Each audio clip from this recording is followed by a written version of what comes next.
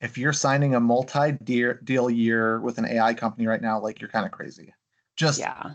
all of these companies have come up out of nowhere in like the last 2 to 3 years. And in a couple of years, like there's going to be consolidations, there's going to be bankruptcies. If somebody told me that they were signing a 5 year deal, I would like kidnap them and try to prevent them from signing that piece of paper because it would be absolutely insane. Hi, Jeremy. Thanks so much for joining me on the AI Diaries. Yeah. Hey, Kate, how you doing? I'm good. I am so lucky today to be sitting down with Jeremy Hyde, who is the Senior Director of Customer Service for Sun Country Airlines. I'm excited to talk to you for multiple reasons, but especially, right now the airline industry is having some challenges just in general, but your industry is so unique, and I have not had the opportunity to talk to anybody in the airlines on the AI Diaries. So I'm excited to dig in. I usually like to start with a question about, pattern recognition with technology. So across your career in CX, what patterns have you seen with how companies approach new tech? And are you seeing any of those same patterns or mistakes with AI? Sure. Yeah, I mean, I think one of the mistakes that it's been happening for a long time and probably continues to happen with AI as well is people expecting magic that like you just turn a switch and it works. You bear no responsibility. The vendor just takes care of it. Everything's just going to work out of the box. It's going to fix everything. And I think with like every wave of technology, regardless of what it is, people are always like, "Whoa, what the heck? It didn't do what I thought it was going to do," and maybe fail to see their own responsibility in it. Mixed with, of course, there's often some overselling and under delivering on the flip side. You go to a demo and like, oh yeah, this like we can totally do that. It's perfect. And obviously the truth is never quite that way. But yeah, I think that the AI is the same way. It's the same sort of pattern that we've seen before. I think the capabilities are mostly, if not completely, real, but there's just a lot of noise in all of it and a lot of confusion and trying to figure out like, okay, the technology can do this thing, but what do I have to do? Am I ready for it? What's the Right. work required? What are the roles required? Is it going to work in my environment? All of those things. And so, yeah, like I said, I don't know that it's always the technology itself that's the barrier. Sometimes it's our readiness, our organization, and like, are we ready? Do we have all of our ducks in a row to take advantage of what the Yeah. technology is able to do? Yeah, no, that's really interesting. And it's a great point because when technology doesn't do what it's supposed to do, your customers don't look at, well, what did the vendor do or what Hmm. vendor did they get? No, it's the brand, it's you. They don't know where it came from, what the technology is. All they know is that there is an error or something's not working right. So that's a great point. And I wonder, do vendors emphasize how much effort goes in on the client on your end, or do you kind of have to pull it out of them, or Yeah, I think you have to kind of pull it out, and I just think things can be so different from organization to organization. Size, again, roles, technical aptitude, your ability to move things through an organization, like, and that's stuff that the vendor probably has to learn and pull out of you along the way. But no, I mean, oftentimes, and again in the sales conversations, the demos, especially early on, like, oh yeah, this is simple, it works great, we can totally do that thing that we've never heard of before. You just get all right? of the yeses. Yeah. Yeah, we can customize that probably. Hopefully, we'll figure Right, it out. exactly. Yeah, I think we could do that totally. Yeah, I'll check on that, but pretty sure. Yeah. Well, yeah, so I mean that kind of answers the my second question about, you know, whether you've implemented it or people that are just evaluating it, understanding, when when do you realize, the vendor pitch and the reality of implementation were two different things and what happened. So, we kind of touched on that. Is there anything to add? Yeah. I mean, as we kind of said already, like I think I've found that some of this stuff is harder than others probably make it out to sound. Even not just the vendors either, though. Other leaders and Yeah. organizations, like, you know, this is like a social media thing. Like, you're on Instagram or you're on whatever, and you don't see like the pictures of people's worst day or worst outfit or Yeah. hairdo. It's just like always like the perfect picture of their Highlight lives. reel. And it's kind Yeah. of the same thing in business and like our colleagues on LinkedIn, right? It's like often they're not going, man, we really screwed this thing up. Like that's not what Yeah. you hear. Yeah. So yeah, I mean, like I said, it's not just the vendor, but just like a simple example of kind of the reality versus what you expected. When we implemented auto summary, just seems like such a slam dunk. Like, how could it not be? It Yeah. summarizes the conversation and you can just put it in the notes, or maybe it automatically goes Yeah. into the CRM or what have you. And you're going to immediately see this drop in after call work. And when we implemented auto summary, we saw zero impact whatsoever. Nothing happened. Our Yeah. ACW didn't change at all. And I was like, what, what the, how can that be? Like, I thought I was going to get Yeah. this like 30-second reduction in after call work, and we saw zero. And then you start asking yourself, it's like, is it the technology? Is it agent behavior? Is it how we rolled it out? Like, what is the deal? And I think for us, it's a combination of those things, probably. Yeah. We kind of just turned it on and just there wasn't a lot of upfront work, change management, et cetera, that went into it. It was just like, let's turn it on and see what happens. And nothing happened. We're like, what the heck is this Yeah. thing on? Um,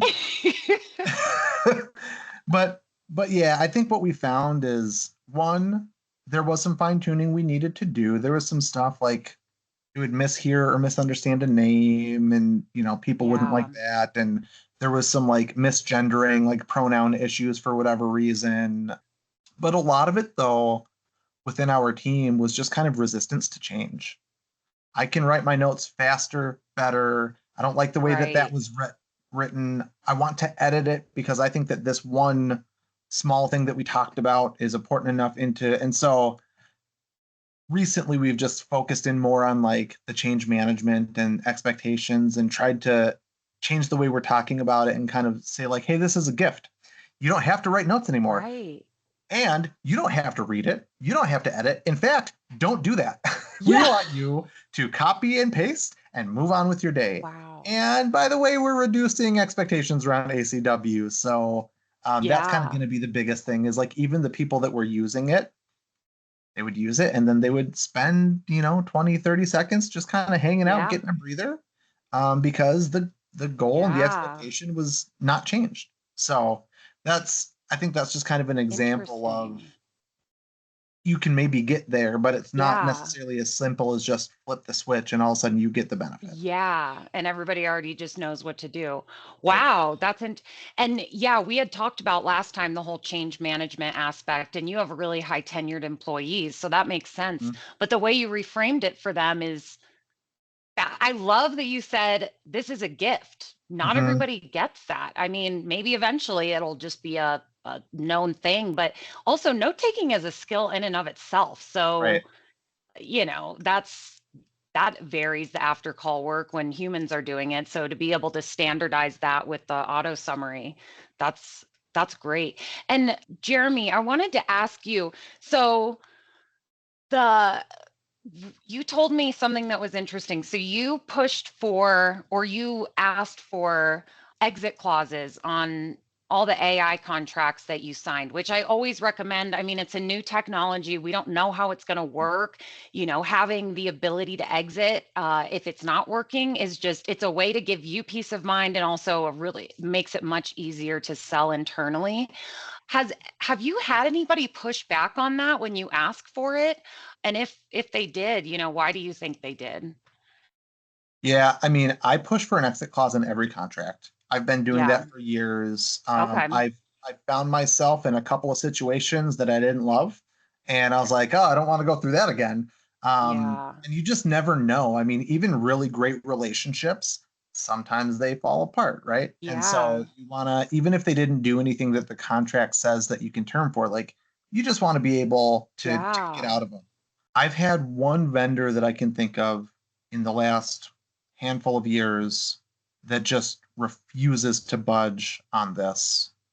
But I've noticed too that they're just kind of a pain in all aspects of contracting and renewal. Yeah. And it's pissing me off, to be honest with you. I'm like, Yeah. maybe I don't want to be partnered with you anymore because you're not even willing to consider. I'm like, tell me a time frame that I need to give you notice. Give me a Yeah. penalty amount. And they're like, no, we Yeah. just don't do it. And I was like, well, that's dumb.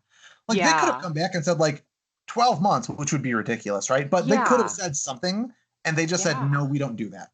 So I'm like, okay, well, you don't really care about this partnership enough to even consider something reasonable. Yeah. So what I did have them do is I forced them to do a 6-month renewal. And now I need to consider whether I want to continue working with these folks. Yeah. Because that's like you said, that's showing zero flexibility and kind of a red flag. It's like, wait, Right. what do you think might happen that you don't want me to be able to exit from? Right. Wow. Yeah. Wow. Hey, but it is good to know it's not as common, like yes, there's going to be vendors here and there in every industry that push back on that, but it also it just reminds people who might be watching this like, hey, you can ask for that. I know I have heard that some AI vendors proactively will offer that as a Mhm. sign of like, hey, we're so confident that our tool is going to work for you that we'll have a 90-day out. Like if, Mhm. if within 90 days, if you're not comfortable or confident. Yeah. So that's a really And interesting point. it does need to be reasonable though, right? It probably shouldn't be. I can term at any moment, no penalty, no notice period. I can be done tomorrow. That's not Yeah. reasonable. I Yeah. mean, in the same way that like we have budgets and planning and all of that, so do they. They've got Yeah. employees to pay and mouths to feed and, Yeah. commitments and that sort of thing. So people should be reasonable, but again, some sort of exit, whether it's, hey, you want 2, 3 months notice? Okay. You want a $50,000 penalty?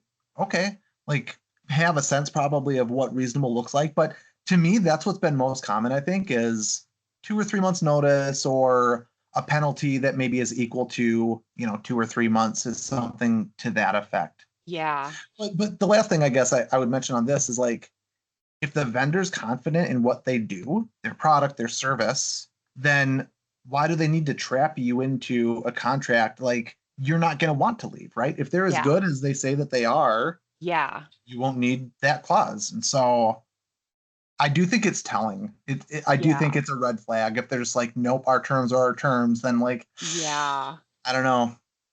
Yeah, that's like getting engaged to somebody after like a first date. It's like, wait, what? No. Yeah. That's Yeah. Yeah. let me get to know you a little bit first. Jeremy, you took a low commitment, high flexibility approach to AI contracts from the start. What I mean, we kind of just touched on it, but is there anything else that made you approach it that way where some other leaders are just signing multi-year contracts right off the bat like they would any other technology? Yeah. Well, like I said, the low risk contracts are really important to me. I'll be honest, in my opinion, if you're signing a multi-deal year with an AI company right now, like you're kind of crazy. Just Yeah. all of these companies have come up out of nowhere in like the last 2 to 3 years. And in a couple of years, like there's going to be consolidations, there's going to be bankruptcies. Like the environment and the market's going to change significantly. Like people that we're working with today are not going to exist in a year or two. Yeah. Um, and the technology is changing so fast that like you don't want to be locked into something. Like if somebody told me that they were signing a 5-year deal, I would like kidnap them and try to prevent them from signing that piece of paper because it would be absolutely insane. Like, and you don't have to. The competition is so high in the market, you do not need to sign. They'll Yes. do a proof of concept, a 6 month, a one, like Yeah. they'll give you a lot of things because the competition is so fierce until we see the market consolidate, and it'll change at some point. But right now, Yeah. that's not Yeah. where we're at. For me personally, though, at my size especially, like we're a smaller team. My entire department's like 125 people. My Yeah. frontline agents are like 70 or something like that. At our size, ROI is not guaranteed. And you start thinking Yeah, about implementation fees and all that sort of thing, like the opportunity is not as big at our size. And right. so I just, I'm a bit of a skeptic to begin with, but then just understanding that like I'm not a, a 3,000, 10,000, 20,000 seat center where if you shave 7 seconds, it's millions of dollars. Like that's not where I'm at. Right. And so I just, it needs to be flexible. I need to be able to like back out with that in mind. Otherwise, I'm hesitant to even consider moving forward. And if it works, then great, we'll scale it. And if it Yeah. doesn't, though, I want to be able to shut it off and move on. But that's also how I positioned like some of our AI stuff internally at budget season was, hey, this is a test. We are not locked in. It's not a permanent decision. If we say it's not working, cool, we shut it off and that line item goes away. So, Yeah. to that point, like when you frame it that way internally, because I do think a lot of people struggle with getting funds and moving things through the Yeah. organization. If you can set it up that way, frame it that way, the only downside is just whatever you've already spent to learn, right? Hey, we tried it for 3 months or 6 months or 9 months, Yeah. whatever it is, didn't quite do what we thought, but we're not spending this money for the next 3 years. We can shut it Yeah. off now and no harm, no foul. We probably learned something and we'll be better the next time. Yeah. Yeah, absolutely. Because that's a big challenge is getting internal buy-in. I talked to Mm, a gentleman at a healthcare org, and healthcare, of course, has so much red tape. But yeah, he is really very much wanting to try AI, but they're like, I don't know if we want to invest in this, or, we'll get to it at some point, but mm. you don't know if it's going to help you or benefit you regardless of size until you try it. So at least then you can be like, hey, we tried it, it didn't work, or, we tried it, it worked, Yep. and now let's, figure out where else we can implement it. I spoke with someone a while back and they tried something for about a year and they said the particular tool that they went with out of the gate was okay. It didn't quite get them where they wanted to be or where they expected, but they learned a ton and it set them up and prepared them. And they knew then what they needed from the next vendor. And so, Yeah. did they get the clear ROI? No. But then when they went into vendor number two, then all of a Wow. sudden they started to really get the benefits. And so, I do think that like sometimes there's this investment that is not going to immediately pay off. And again, in that case, vendor one, it didn't pay off in the hard dollars, but in the learnings and like the prep and being ready for the next thing, maybe it did. Yeah. Yeah. Yeah, exactly. I mean, it just goes back to people like dipping their toe in the water and testing and trying it. Mhm. I love that perspective because you almost learn what you don't want, or you learn what not to do next time, as far as mistakes or, best practices. And we kind of touched on this. So you have a very high tenure team, like I said before. You run lean.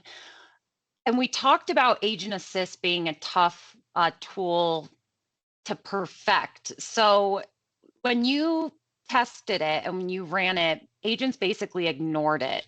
What would a good agent assist actually look like for a tenured team? I've been having a lot of conversations on this topic.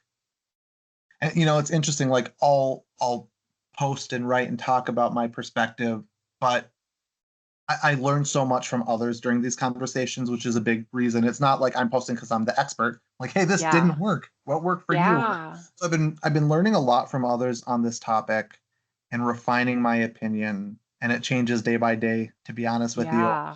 But I'm not sure there's really a one size fits all answer, even for tenured teams. Like one person was talking to me, for example, about like more of like an e-commerce type environment, right? That's not the environment that I'm working in. But for them, they might have 30,000 SKUs and they're trying to answer a product Yeah. question on something that they hardly ever deal with or whatever. Well, Wow. elevating that stuff in real time. Hey, the customer said this thing. Okay, I'm going to pull up the products and now I'm Yeah. able to deliver that information. Like that seems like that would be super beneficial. That's not the world I live in though. And Yeah. so I think, in our environment, for tenured agents, which is like all of our agents. I don't know that we've fully cracked the code on like what good looks like.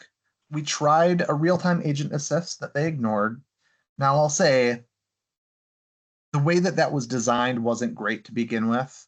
And Yeah. and like in retrospect, I'm like, oh, I can see why that didn't work. Like we were managing content separately in the CCAS just for the agent assist. It wasn't hooked up to our knowledge base. So we Yeah. were limited to a small number of things that it could even attempt to help with. And it was really less agent assisty and more like the old like dumb bots where it was like keyword search, like, oh, you said Yeah. this word. Here is the block of Yeah. information that we produce for you, which Yeah. is just not Yeah. contextual. It's not super helpful. So they ignored that. What we're working on now is a knowledge-based chatbot. So it's a chatbot, chat GPT, Yeah. whatever type Yeah. UI. It's connected to our knowledge base. And the idea with that is that they can engage with it when they want or need to. And we're not Yeah. just like peppering them with things that they don't want or need.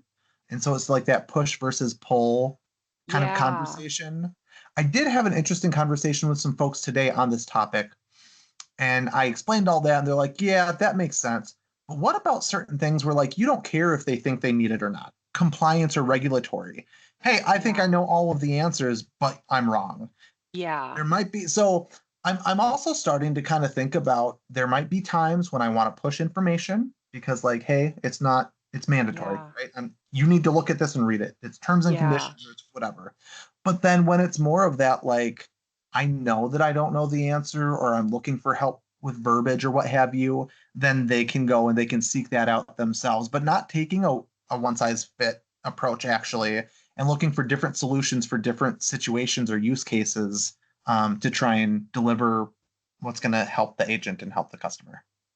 Yeah. Yeah. And you're right. And I worded that poorly with, ignoring a system because if a system is not going to be helpful and it's going to further complicate a workflow, or if it's going to like, hey, sometimes this works, sometimes it doesn't. I've been doing it this way for a long time and it's worked. I'm just going to do it that way, especially for tenured agents that are like, come on, if this doesn't easily, seamlessly fit into my workflow, like, Mm-hmm. why am I going to force myself to use it? But the push and pull analogy is really interesting, and it's crazy. Even since last time we talked, you hear these, you have these new conversations, and you hear Mm-hmm. these new insights, and what? Yeah, I love hearing that perspective, especially with the compliance. Yeah, so right now we've got like a small pilot group using our chatbot.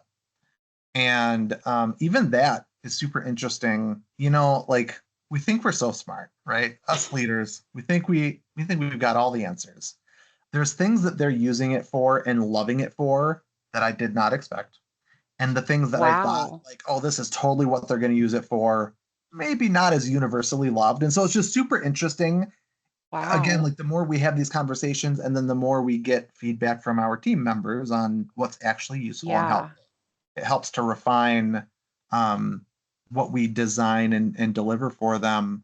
But like some of them, for example, they're like knowledge-based super users, and they're like, look, when I show up, I have 14 tabs open to the articles that I know I'm going to need to reference, and I can just click on tab 2 and get to my answer even more quickly than if I were to ask the question Yeah. to the bot. It's not that the bot's the problem, but I've just figured out my process. Right. Like, oh, okay, I didn't realize people were working that way, frankly. But Yeah. then those same people would be like, but when I'm looking for verbiage, and especially if I'm in non-voice, so I have a little time to like think about Yeah. just the right way to, the bot will give me ideas on how to say it. So it's using both the content in the knowledge base, but can also say like, here's a really customer friendly way to say this thing. Yeah. Or if they have to do some math, there's a scenario where they have to like look at some dates and times and figure out the difference between the two to figure out what they do next. And it's in military time or what, right? So there's like, oh my Yeah. gosh, they can just copy and paste that entire record history, put it in the bot,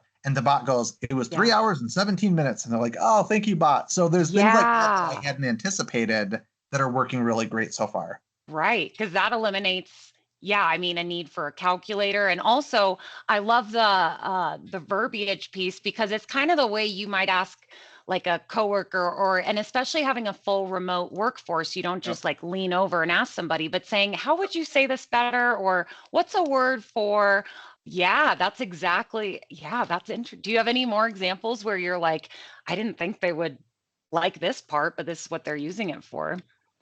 Um, yeah, I mean those are the main ones so far. The most recent question I posed to them after I talked to these other folks, and I was thinking about the maybe some things should be pushed.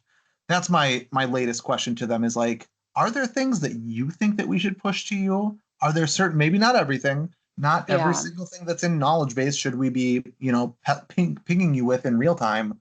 But like, what yeah, are the things that would be useful? So I think that'll be interesting as I start to get that feedback yeah, from them as well to kind of figure out that next iteration.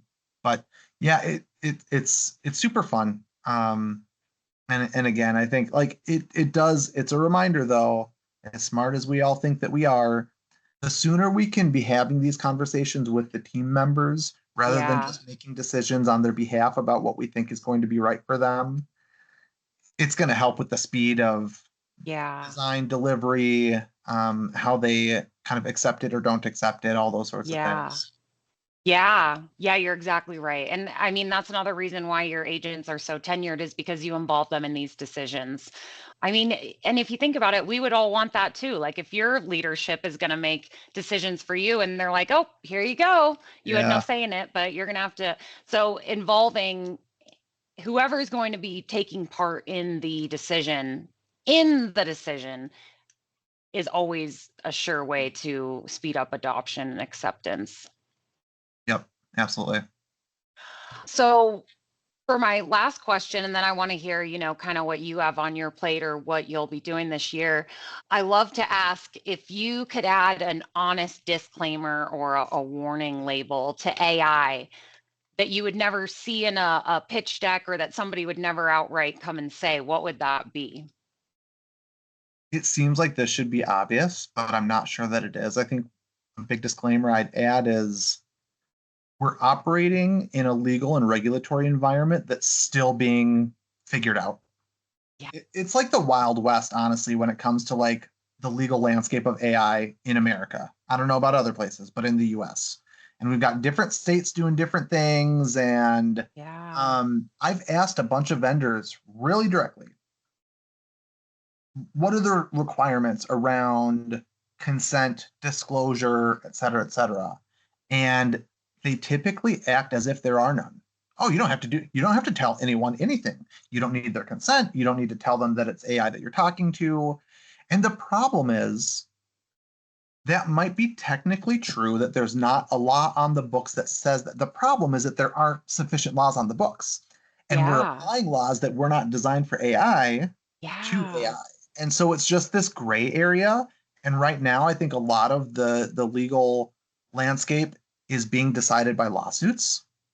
And so I just like, Yeah. I don't want to learn a lesson by being sued. Yeah. And so I just think it's an area where we need to be really thoughtful. It's the Wild West, but if you, whether it's internal or you have, you talk to a lawyer that specializes in this area, there are some things that are like pretty clear that if you do these things, you'll be setting yourself up. There's no guarantee you won't get sued because that's just where Yeah. we're at. But you might be putting yourself in a position to either not get sued or win that lawsuit and have it dismissed. But, Yeah. but if you just take the advice of certain vendors that say, like, you don't have to do anything, you might be in trouble. Yeah. Yeah. Because exactly, it comes back on you, not the vendor. Right. Wow. I like that warning label. I always love that question. Jeremy, I like to give people an opportunity to talk about, are you working on anything? Will you be at any conferences or shows that people can find you at, or what's exciting you? Yeah. So, in addition to my day job at Sun Country, I also lead the Midwest Contact Center Association, which has Chicago and Minneapolis chapters. And then I also lead the Work from Home Alliance, which, of course, supports remote and hybrid contact center leaders. So much of the success in my career is because I had these amazing people around me, these really smart people around me that made me smart, lifted me up, challenged me, developed me. And so trying to build communities like that where others get that same Yeah. opportunity, that same kind of ability to develop and learn from others is super important to me. So that's a big part of my focus. I mean, you can see events that are being hosted at both of those. I've got an in-person conference that I'm putting on from Work from Home Alliance in St. Paul, June 1st and 2nd. Yeah. Then we'll also be in Austin, Texas, November 11th and 12th. Outside of that, I'm traveling a lot this year. I'm going to be, I think, at ICMI in October, which is always a Okay. great one. But then just doing a ton of traveling. I'm going to be in Guatemala next month for business. Wow. My family's going to Yosemite in October. I might be going to Iceland in September. So I am Oh, just like how jet setting cool. this year. I'm going to be exhausted and ready to Yeah. just stay home next year. Yeah, yeah. Wow. That is so exciting. Travel does make the year fly by though. And I mean, yeah, I'll definitely keep an eye out for you at ICMI. I think we'll be there as well. And I will definitely let you know what I hear in regards to like the legal and compliance piece at CCW because, like you said, there's going to be new AI vendors this year, and there will be vendors who were there last year who don't exist anymore or they've been Yeah. acquired. So, Yeah, I yeah, actually have several attorneys from Jackson Lewis joining in, I think, both St. Paul and Austin to yeah, talk about one, just like hourly labor laws and remote in different states and that sort yeah, of thing. But then also there's going to be a privacy and AI focus that they can give you the cheat sheet of like, here's the how not to get yeah, sued yeah, checklist. yeah, yeah. Well, thank you so much, Jeremy. Is there anything else on your mind? I've really enjoyed this time, and I'm sure we will have another opportunity to have conversations, and we'll have even more to talk about then. Yeah, absolutely. No, it's been great. I really appreciate the time, Kate. Thank you so much, and we'll talk soon, Jeremy.